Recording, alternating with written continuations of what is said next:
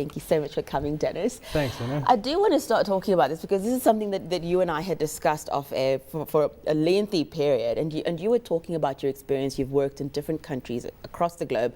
And you were saying one of the things that you have found, even for a business that may look successful in South Africa, is that the people at the top might think they've arrived and that they're not seeking mentorship.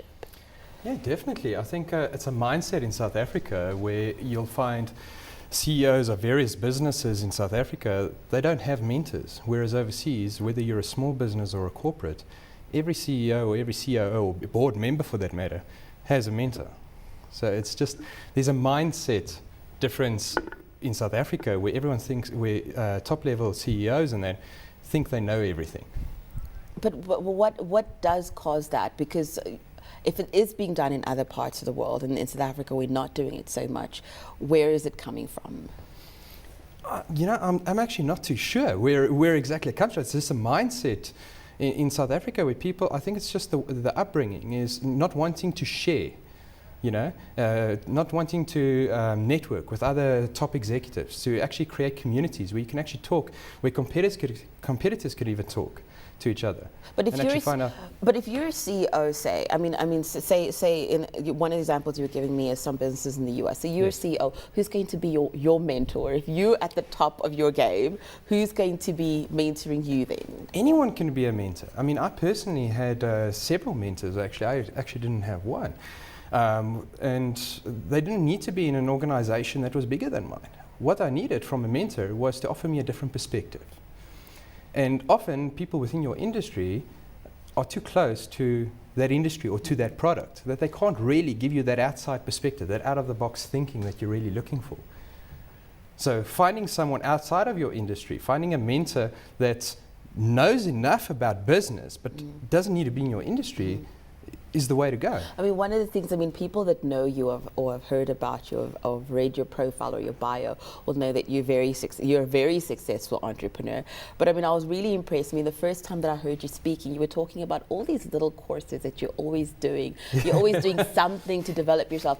And it was so interesting because one of the business leaders that I absolutely admire is Robert Kiyosaki, who's always saying, every single year, he's got a certain number of conferences and seminars and workshops that he will go to. And yet you will think a person who's that at the top is not thinking of, I can learn more. But you say that's absolutely crucial. Absolutely. I do one course a quarter on average. I try and do 4 a year, and conferences that I attend anything from 6 to 8 a year. And that is my goal. And that has been my goal over the last several years. From a young age, actually, from about when I was 19 already, myself and a best mate of mine, we always agreed that every year we would do 2 courses on something. Now, it didn't matter what that was. And we followed through with that. And I think that's what's given us all of that experience. I also read a lot, so I would go to secondhand bookshops, university bookshops and that, and I'd go buy a book on management or psychology or whatever the case is, and I'd go through it and read it. I don't need to necessarily go do a BCom in psychology. I just buy the books, I read it, I take out what I want out of it, and I move on. So here you are, you've got this business and you're listening to this interview and you're thinking, okay, so maybe it wouldn't hurt me so badly if I were to look for a mentor. What should you be looking for in somebody that would be able to, and you say you can have a few, but what should you look for with somebody that could help you take your business to the next level? You know what, I think it's important that a mentor is someone who's been there and done that. There's too many people out there, and I've met a lot of coaches and mentors and that have gone and done a course and qualified, and they're now ready to go and mentor CEOs of organizations. What experience, what life experience do you have that qualifies you to be a mentor? Personally, I've been through a lot of experiences. I've started 13 companies, I've had many fail. I've made millions, I've lost millions. I've been liquidated, bankrupt, and I've made millions again.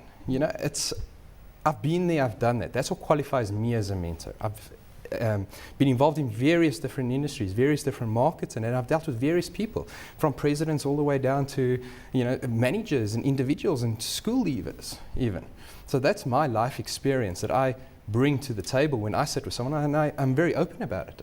And I sit to them and I share my life experience, say this, yes, all these bad things that happened to me, They were there for a purpose, you know. It taught me what I know today. One of the things that I find when interacting, particularly say with young people who are in their careers, you'll find that they want to do something, but just in terms of somebody to guide them and to give them some kind of direction, that isn't there. So if you're in that place, whether you're a young person starting your career, whether we've talked about entrepreneurs and you're thinking, I do need that different perspective, then how do you go about it? Who do you've talked about that experience, and you've also talked about perhaps not going only to your industry, looking outside.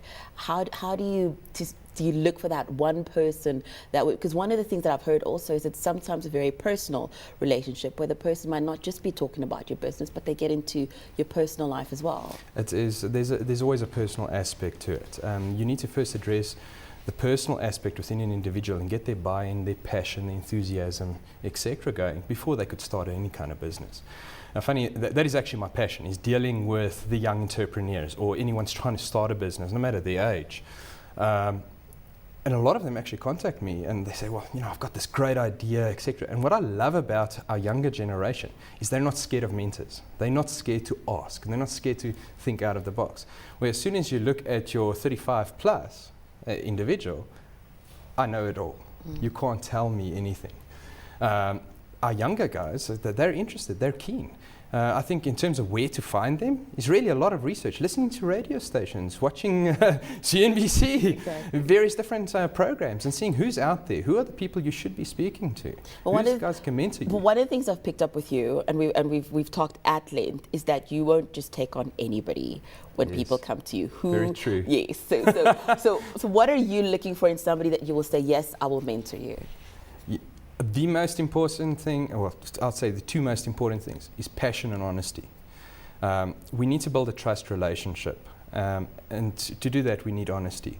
At the same time, in order for you to be successful within your business, or in your life even, you need the passion. If I can see that you've got the passion to want to go the extra mile, your willingness to do it, and you're honest with me and you're open to me with all the good or bad things in your life, then I can help you.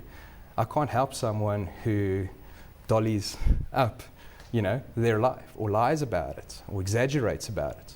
So you want to be able to get right into it. I like to get right into it and to the point. Thank you so much, Denis. Fantastic speaking to you. I really wish we could speak to you some more, but then we've run out of time. And thank you so much. Thank you, Hannah.